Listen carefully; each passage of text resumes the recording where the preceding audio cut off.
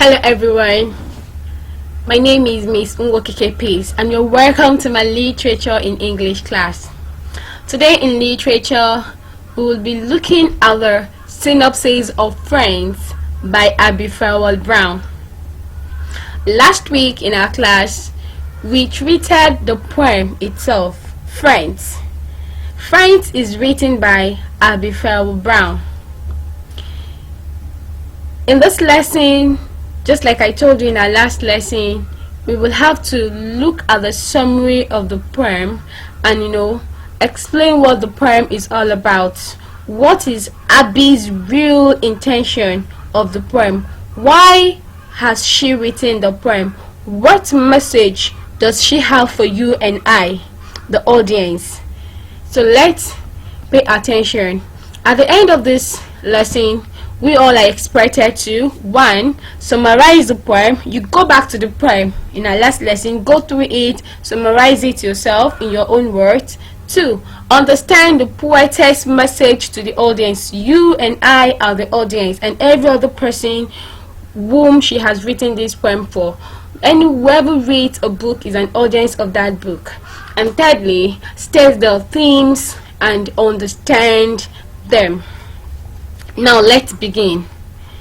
Friends by Abby Farwell Brown is a 4-stanzas poem that is separated into quatrains.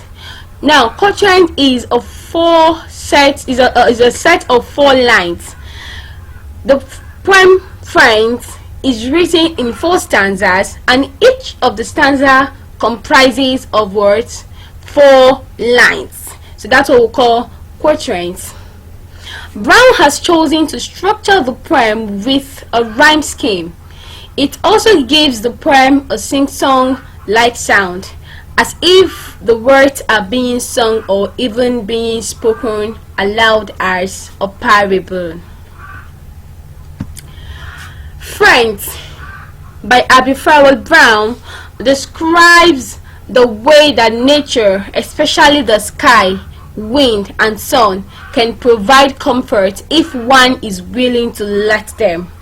The poem begins with the speaker describing how she finds joy and peace in equal measure out in nature. She likes to go and lie a little while underneath a specific tree. From her spot, she sees the sky above her, looking down and protecting her. She is also able to enjoy the feeling of the sunlight on her skin and take in the lace-like patterns it produces. In the second half of the poem, she describes the way the wind sneaks up on her and whispers pretty things in her ear. Everywhere around her, there is a force of nature ready to comfort her if she needs it. Now let's look at the themes and the images, where due to the straightforward nature of this piece, the themes are easy to pick out. Now the first is an appreciation for nature.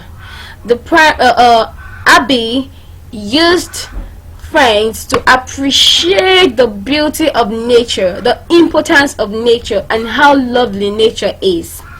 Now this is seen through the presentation of the kind sky and the kisses given by leaves. Nature speaks to a larger power at work, interacting with the children of the world. Another theme is that of comfort and solidarity. This is perhaps more important. The speaker is using nature as a way to tell the listener that there is a comfort to be found in the most basic element of the world, which is nature. The references also speak to an underlying divine power which acts through these forces. So that brings us to the end of today's lesson. So I encourage you to repeat this re-listen to it over and over again for a better understanding.